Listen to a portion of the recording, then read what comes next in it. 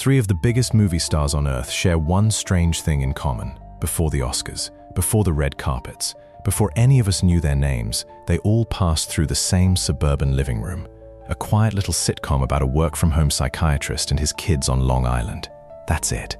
That's the show. If you love the hidden history behind the shows you grew up with, subscribe now, because the connections in this cast only get stranger the deeper we go. And it isn't just the movie stars. The baby of the family, the toddler barely old enough to say her lines, grew up to win a trophy that not one of her famous castmates ever touched, twice. Then there's the man at the center of it all, the father who held this whole family together. The way he left us is the kind of story that stays with you for days. We'll get to him. We're saving him for last. First, the girl who arrived as a guest and quietly changed everything. Number 9. Here's something the show's writers never planned for. In its later seasons, Mike Seaver finally got a steady girlfriend. A bright, funny college student named Kate. On paper, just another love interest. The kind of character a sitcom uses for a while and writes out. Except this one married him. The actress was Chelsea Noble. And Growing Pains wasn't her first time on a famous set. She'd made her very first television appearance on another huge sitcom, Full House. But it was Growing Pains that put her in a room with Kirk Cameron. On screen, Kate and Mike fell for each other slowly, awkwardly, the way first loves do. Off-screen, between takes, something else was happening. By 1991, the pretend romance wasn't pretend anymore.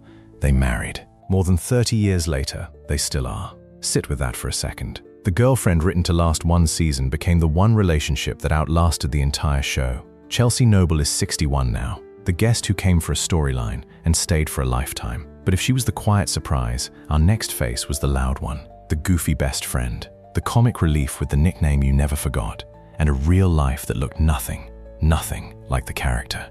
New Year's Day, 2008. The Rose Bowl parade in Pasadena.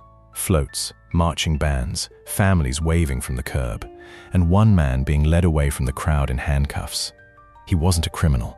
He was a protester, standing up peacefully for refugees half a world away in Myanmar, getting arrested for a cause most of Hollywood had never even heard of. That man was Andrew Koenig, and if you watched Growing Pains, you knew him in a single word: boner. Mike Seaver's loyal, ridiculous best friend, wandering in and out of the Seaver kitchen for 4 seasons. But the kid behind the nickname was the opposite of what you'd expect. Off-screen, the class clown was one of the most serious people in the building, the son of a Star Trek legend. His father, Walter Koenig, played Chekhov on the original series. Andrew grew into a filmmaker, an editor, a writer. He even pulled on the makeup to play the Joker in a cult fan film that stunned Comic-Con.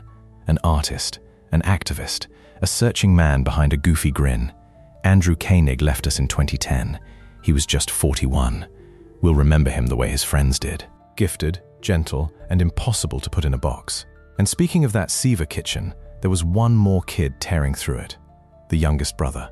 The one with the scream. You know, the sound before I even describe it.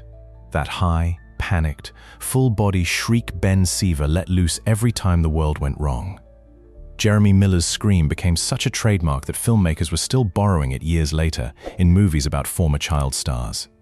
Ben was the baby brother, the little troublemaker who worshipped Mike and copied every bad idea he ever had. Jeremy grew up on that set in front of all of us, from a small boy to a teenager. Then the cameras stopped, and Jeremy did something no one expected. He walked away from acting and became a chef, a real one, trained, working, running his own catering company in Los Angeles. And then 2008 happened. The financial crisis hit. His business collapsed. And the man who once had a whole country laughing at his scream found himself close to losing everything. What he's told the world since stops you cold. When he was at his lowest, it was his television family who reached back for him. His TV dad and his TV big brother, Alan Thicke and Kirk Cameron, made calls, opened doors, and helped pull him back onto solid ground. The pretend family, showing up as a real one. If a moment like that stays with you, you already understand why people still love this show. Tell me in the comments which Seaver kid you saw yourself in. Jeremy Miller is 49 today, still cooking, still acting, still grateful. Now, remember the promise I made in the very first seconds? A trophy in this cast that none of the famous names ever won? It's time to keep it. And the answer is the last person you would ever guess. Look closely at the Seaver family photo. There's a small child in it, the baby, Chrissy, added in the later years when the family grew by one. Barely anyone remembers her name. Almost no one remembers the actress. That actress is Ashley Johnson, and today she is one of the most awarded performers of her entire generation. Here's how. As she grew up, she moved from the camera to the microphone, voice acting. Then, in a video game called The Last of Us, she gave her voice and her body to a teenage girl named Ellie, fighting to survive in a broken, post-apocalyptic world. Put yourself in that recording booth. Headphones down. No costume, no set, no other faces to play off of. Just a script, a microphone, and an entire heart to build out of nothing but sound. Grown adults finished that game in tears, gripping a controller, because of what she did with her voice alone. It won her the highest performance award in her field. Not once. Twice. She is the only person ever to win it more than one time. The toddler at the Seaver table. The most decorated performer of the whole cast. She's 42 now, and still one of the busiest voices in the business. But she's not one of the 3 movie stars I told you about at the start. Those names are still coming, starting with the one you've been waiting for. You've been waiting for this one since the first 10 seconds. And you probably think you know the story. The most famous actor of his generation got his start on a family sitcom.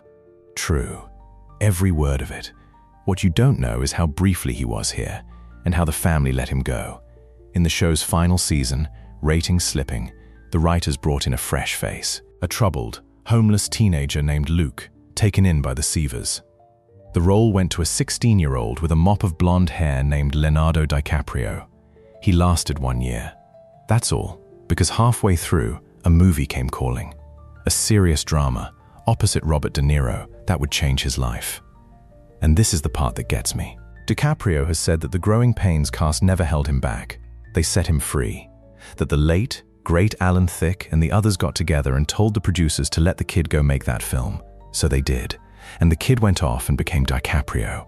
And he isn't even the whole story. 2 other future giants passed through this show as guests. Brad Pitt and 2-time Oscar winner Hilary Swank. 3 future Oscar winners. 1 family sitcom. He's 51 now and still one of the most famous men alive. Which brings us back inside the family itself. To the children who actually lived in that house, week after week. Starting with the daughter caught right in the middle. She didn't get the part. At the very first audition for Growing Pains, the role of the smart, sensible Seaver daughter went to another actress. Tracy Gold went home empty-handed. It was only after a test audience saw the show that the producers changed their minds, called her back, and handed her Carol after all. Good thing they did. Tracy was no newcomer. She'd been acting since she was a toddler. It started with a Pepsi ad, and as a child she even appeared in the landmark miniseries Roots. Carol was simply the role that made her a household face. The brainy middle child, forever rolling her eyes at her brother Mike. Now, a detail you won't believe. One of Carol's early love interests on the show was played by a young, unknown guest actor. His name was Brad Pitt. Acting ran in her blood, too. 3 of her sisters worked as actresses right alongside her. After the Seavers, Tracy moved behind the scenes, hosting, producing, writing a book about her own life. But most weekends, you'll find her somewhere else entirely. A folding table, a Sharpie, a stack of headshots from 1987, a woman in her late 50s, smiling at someone who just said the words she's heard 10,000 times. I grew up watching you. She signs the photo, looks up, and keeps the conversation going. Because that person isn't a stranger. Not really. They shared the same living room for 7 years. Tracy Gold is 57 now. That's the middle child accounted for. And now only 3 faces remain. The son who became the most famous teenager in America. The mother who became the boss when no one was looking. And the father we've been holding back since the very first frame. We're almost home. The screaming starts before he's past the food court. It's 1987. A teenage boy in a baseball cap tries to walk through a Los Angeles shopping mall, and he doesn't make it. The crowd swells. Girls. Dozens. Then more. Security has to pull him out through a service entrance. That was Kirk Cameron's Tuesday, and his Wednesday, and every other day of his teenage life. By the show's 3rd season, Mike Seaver wasn't just a character. He was a phenomenon. His face stared out from every Tiger beat, every 16, every teen magazine pinned to a bedroom wall. The show climbed to number 5 in the national ratings, and everyone at the network knew why. 2 Golden Globe nominations followed, and he was still a teenager. And then, at 17, something changed. Cameron found faith. Not casually. Deeply. Evangelical Christianity became the center of his life. Not alongside acting, but above it. He stepped away from mainstream Hollywood, deliberately, and walked toward a different kind of screen. The Left Behind film series, then Fireproof, which became the highest-grossing independent film of its year on a fraction of a studio budget. His sister, by the way? Candace Cameron Bure, DJ Tanner on Full House, 2 kids from the same household, anchoring 2 of the biggest family sitcoms on television at the same time. Nobody saw that coming. The love story, you've heard. The actress who played Mike's girlfriend became Kirk's wife. More than 3 decades and 6 children later, that hasn't changed. Kirk Cameron is 55 now, still making films, still married to the girl from that soundstage. Not a bad life for a kid who couldn't walk through a mall. But if Kirk was the face, this family showed the world there was someone else holding the frame, the mother, the one who was building a second career that would outlast every name on this list. 14th out of 28 women from across the entire country. That's where a 15-year-old girl from Northern California finished at the 1968 United States Olympic Gymnastics trials. Close enough to taste it, not close enough to make the team. She never competed again. And that single missed cut changed everything. Because the girl who didn't quite reach the Olympics became Maggie Seaver instead. She studied at UCLA, danced at Disneyland, trained as an actress in New York. Then she spent a full decade grinding through guest spots on shows you absolutely watched. Three's Company, Magnum P.I., Laverne and Shirley, before anyone knew her name. Born February 12, 1953, Joanna Kerns is 73 today. The role that changed her life was Maggie, the sharp, warm journalist who held the Seaver household together while her husband juggled patience, teenagers, and chaos. 7 seasons. She was there for all of them. But the turn nobody talks about came after the cameras stopped. Kerns didn't chase another sitcom. She walked around to the other side of the lens. She became a director. It started small. A single episode of Growing Pains, directed while she was still starring in the show. Then it became everything. Grey's Anatomy. ER. This Is Us. Pretty Little Liars. The Goldbergs. Fuller House. Year after year, show after show, the woman who once stood on a mark and waited for direction was the one giving it. One more thing. Athletics clearly runs in the family. Her older sister is Donna de Verona, Olympic gold medalist. In swimming, 2 sisters. One finished 14th, the other won gold.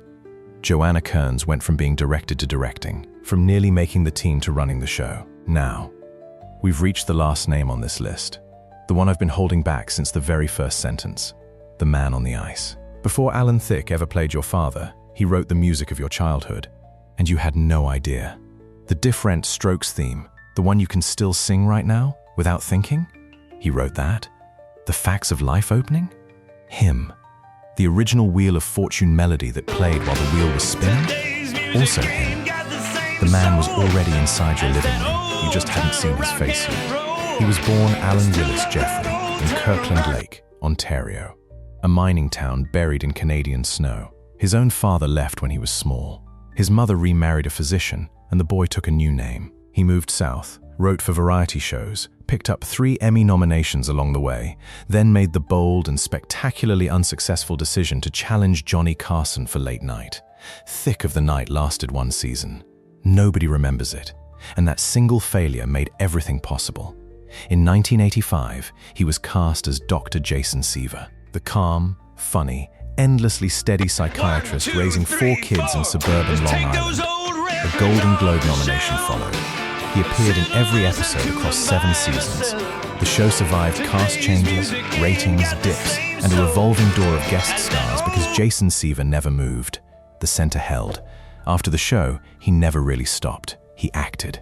He hosted. He turned up on Fuller House with a grin that hadn't aged. He was inducted into Canada's Walk of Fame in 2013, and his son Robin became a chart-topping recording artist. The songwriter's kid became a songwriter. December 13th, 2016, an ordinary Tuesday, a Burbank ice rink. Thicke is 69 years old, lacing up his skates with his youngest son, Carter, the way they'd done it countless times. That morning, he'd posted online about his latest project, full of plans. He suffered a heart attack on the ice. As he was being carried out, he asked his son for one thing: a photograph. He wanted the rink in the background. Thicke left us that afternoon. 2 members of this family left us too soon. Andrew Koenig, the artist behind the nickname, who put his freedom on the line for people he'd never met. He was 41, Thicke, the man who scored our childhood and then stepped into the frame to become the father we all wished we had. He was 69. They are missed, and they live on in every rerun, every melody, every scene they left behind. Here's what stays with me. A sitcom family, written to last 22 minutes a week, turned out to be something else entirely. They caught each other when they fell.